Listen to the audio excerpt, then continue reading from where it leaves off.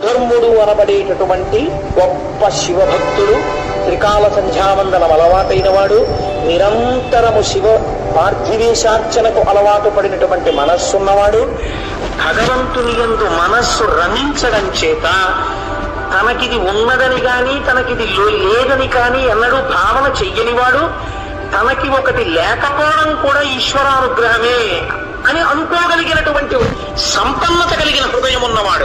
ఇది చాలా కష్టం అండి. ఈశ్వరుడు ఒక్కొక్కరికి ఒకటి ఇవ్వడు. లోకం ఏమంటుందంటే వాళ్ళకి ఇది లేదంటుంది. కానీ వాళ్ళంటారు ఈశ్వరుడు మమ్మల్ని ఉద్ధరించడానికి మాకు అది ఇచ్చి ఉండకపోవచ్చు అంటారు. అది వాళ్ళ భక్తి నీకేం తెలుసు వాళ్ళ అని నువ్వు పాపం మూట కట్టుకుంటున్నావు. కాబట్టి ఇప్పుడు అటువంటి భక్తుడు ఒకడున్నాడు.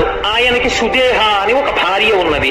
ఆమె మహాసౌశీల్యవతి, భర్తని నిరంతరము ధర్మమునందు అనువర్తించేటటువంటి స్వభావము కలిగినటువంటి తల్లి. చాలా కాలం ఇలా ఉంటుండగా వీళ్ళిద్దరికి బిడ్డలు కలగలేదు. బిడ్డలు కలగకపోతే ఈ భార్య వెళ్ళి భర్త దగ్గర బాధపడింది. ఏమండి, మన తర్వాత వంశం నిలబడడానికి పూజా మందిరంలో పూజ చేయడానికి ఇంకా ఉండిన పదార్థం ప్రేమతో అమ్మా అని పిలిచి తినడానికి బిడ్డలు లేరు. ఇది ఈ తల్లితనం లేకపోవడం నాకు చాలా బాధగా ఉంది. అందుచేత మనకి బిడ్డలు లేనటువంటి లోటు ఎలా పూడుతుంది అని భర్త దగ్గర ఏడ్చింది. ఆయన ఏమనాలండి, నిజమే ఈ లోటు ఎలా పూడుతుంది, మనకి బిడ్డలు కలగట్లేదు అనాలి. కానీ ఆయన ఎంత గొప్ప మాట అన్నాడో తెలుసా అండి భార్యతో, ధీరుడుగాన, ధీరత్వం అంటే జ్ఞానమునందు లభించేటటువంటి స్వభావం, అటువంటి బుద్ధి ఉన్నవాడు కాబట్టి ధీరుడుగాన తత్పతి మదింగన కెట్టి విచారమున్ మహోదారతతో ఇటుల్నడు తన్విలో బంధుర నేల ఇట్టులెవ్వారికి నెవ్వారౌదురిలా బంధువులెవ్వరు తల్లిదండ్రులెవ్వారలు పుత్రులెవ్వరిక స్వార్థపరంబు జగంబు సర్వము. ఏంటే నీ వెర్రి, ఎవరు ఎవరికి తల్లిదండ్రులు, ఎవరెవరికి బిడ్డలు, ఎవరి స్వార్థం వాళ్ళది. కలిసినవి విడిపోతుంటాయి. పట్టు విడిపోయి ఈ లోకమునకు ఉన్నటువంటి స్వభావం ఇలా పట్టుకుంటుంది, అలా విడిపోతుంది. విడిపోయిన వస్తువుని పట్టుకున్నాను నువ్వు లేకపోతే నేను ఉండలేనన్నవాడు 11 రోజుల్లో మర్చిపోతున్నాడు. మరిచిపోయేవాడు సంతోషంగా తిరిగేస్తున్నాడు. వాడికి మళ్ళీ నువ్వు లేకపోతే నేను ఉండగలమా అని చెప్పిన వాడు ఎవడున్నాడో వాడు సంవత్సరం తర్వాత ఎవరు లేకపోతే ఉండలేనన్నాడో వాళ్ళ దిగులు చేయడానికి తపస్సుకొనిగా ఏమిటి నువ్వు మాట్లాడేది, నువ్వు గొడ్రాలి. ఎంత ఉంటే ఏమిటి, దుడ్డు కలుగునేమో, నీకు డబ్బు ఉందేమో, మీ తర్వాత తినడానికి ఎవడున్నాడు, రాజులు పట్టుకెడతారు. అసలు మాకు అలా కాదు, మా తర్వాత తినడానికి పిల్లలున్నారు, మేము వండితే అమ్మా అని తినడానికి పిల్లలున్నారు. మా ఐశ్వర్యం నీకెక్కడొస్తుంది, ఇక నీకు పిల్లలు పుట్టరు. నువ్వు తలకిందులుగా తపస్సు చేసినా ఇక నీకు అమ్మా అన్న మాట లేదండి.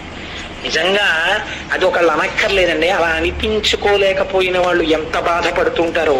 నాకు ఈ పద్యం చెప్పడానికి ఇవాళ నేను ఇక్కడికి వచ్చి కూడా పుస్తకం తిప్పా, దీన్ని ఆపి చెప్పడం ఏమైనా కుదురుతుందా అని.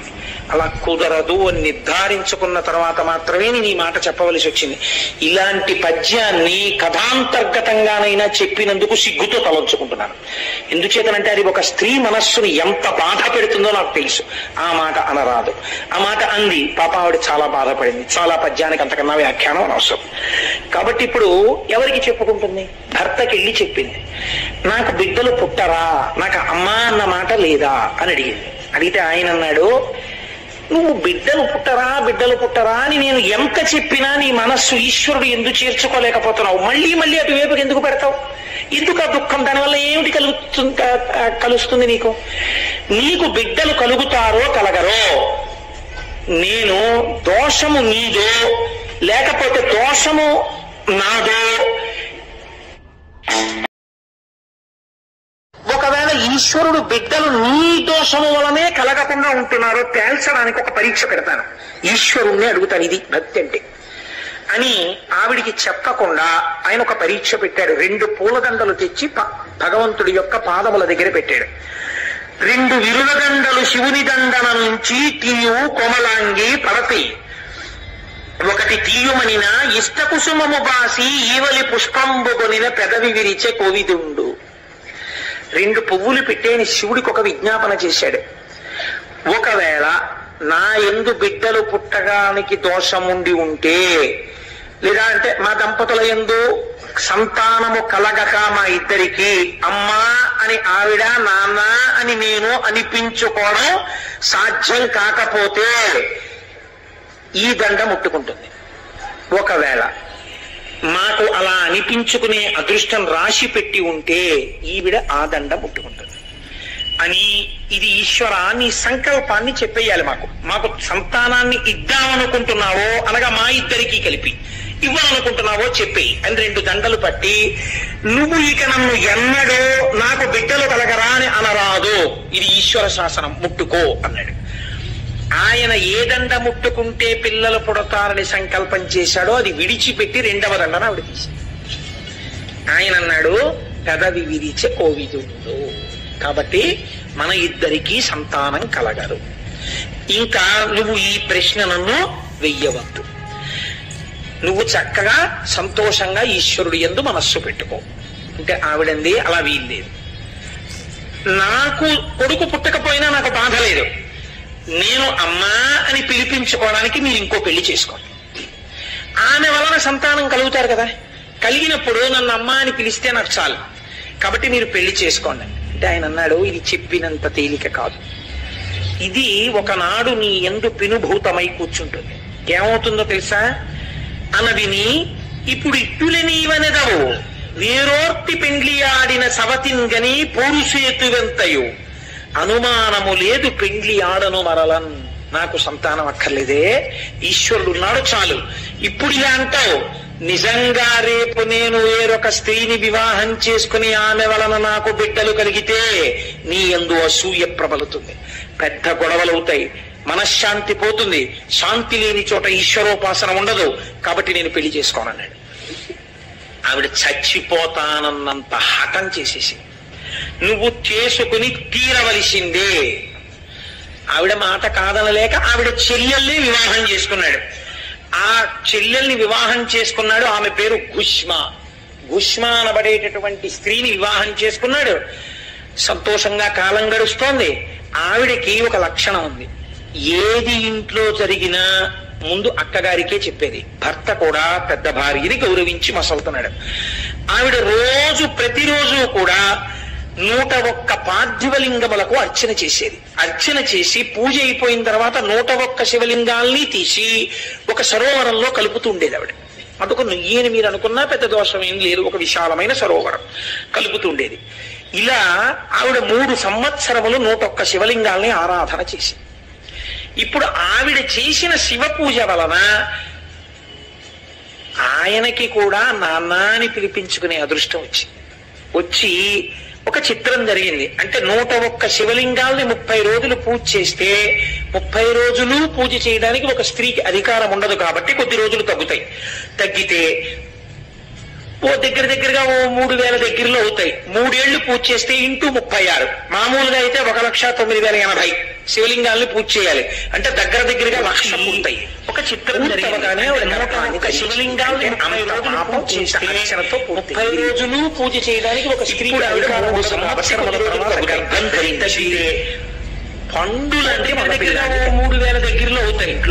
సంతోషంగా ఉంటున్నారు. ఆ పిల్లవాడికి 1,09,080 శివలింగాల్లో కూడా చాలా సంతోషంగా పిల్లవాడు పెద్దవాడు అవుతున్నాడు.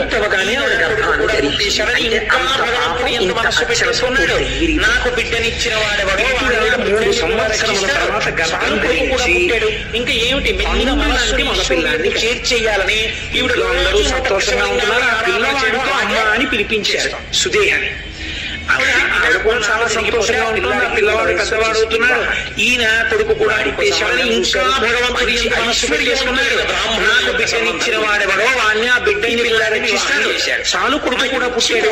ఇంకా ఏమిటి మెల్లిగా మనస్సుని ఈశ్వరుడు ఎందుకు చేర్చేయాలని ఈవిడ రోజు 101 శివలింగాల్ని ఆరాధన చేయడం ఆచారు కానీ చేస్తాం. కొన్నాళ్ళు జరిగిపోతారు.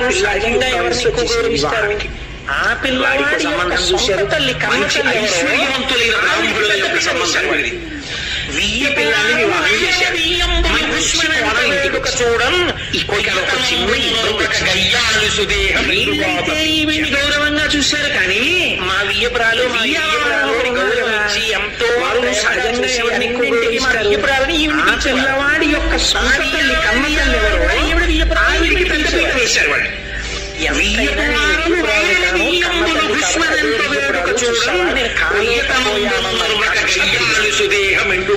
అసూయ ప్రబలడానికి ఇది హేతువైంది. మా వియ్యపురాలోని గౌరవం ఇచ్చి ఎంతో చూసి అన్నింటికి మా వియ్యపురాలని ఈవిని పిలిచేవారు. ఒక వియ్యవారు కూడా ఈవిడ వియ్యపురాలని ఈవిని పిలిచేవారు. క్షీణించి ఉండగా ఎంతైనా నేను వియ్యపురాలు కన్నతల్లి కాబట్టి అదే వియ్యపురాలు చూసావా నేను కాలేకపోయానటువంటి ఇంత అసూయ అమరానికి హేతువైంది. కారణం ఇంత కష్టపడ్డా ఆవిడ శివ పూజ రోజు కొడుకు కోడలు ఆవిడ అనుకుంది ఒక పాంతనందు క్షీణించి ఉన్నారు. ఆ కొడుకే లేకపోతే క్షీణించి ఉండగా అసూయ రోజు రోజుకి పెరిగి వెంట నా చెల్లెలైనటువంటి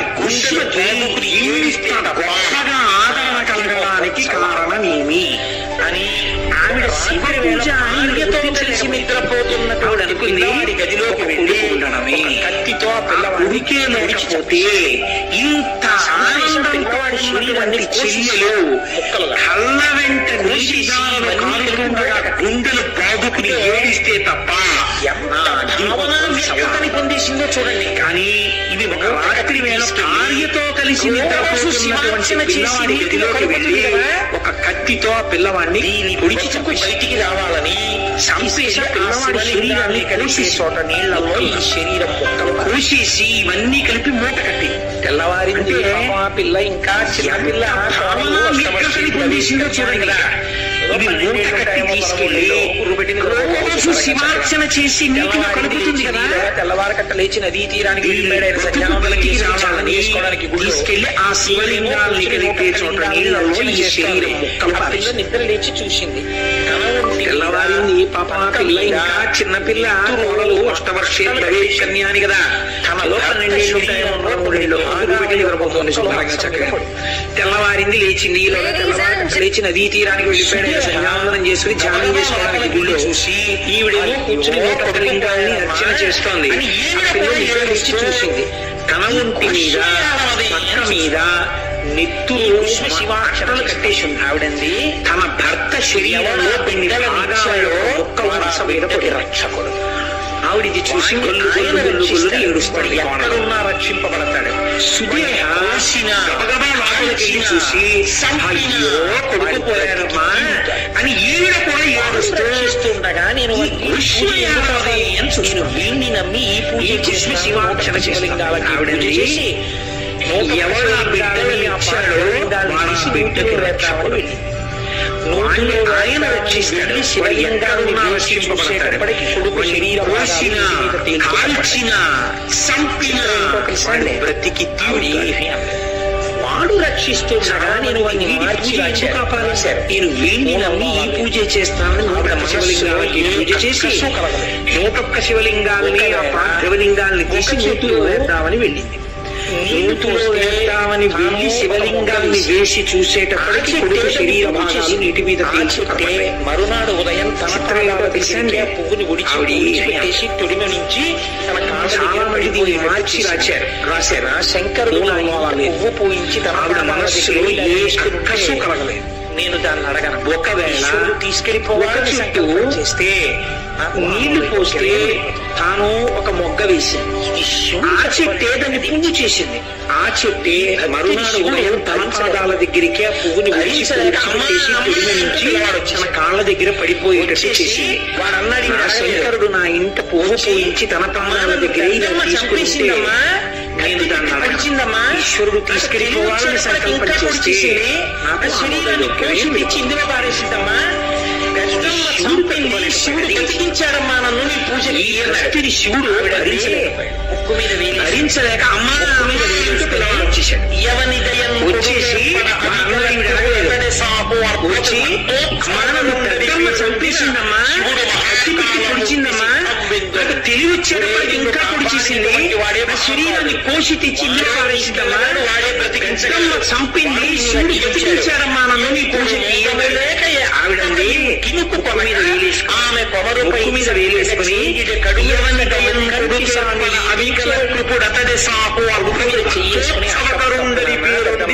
శివుడు మహాకాలమూర్తి సిద్ధం విందున్.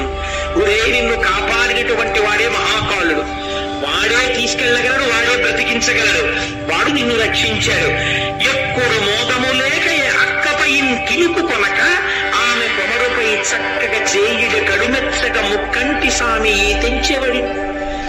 కొడుకు మీద చెయ్యేసుకుని అక్క తప్పు నాన్న పెద్దమ్మనలా అనకూడదు.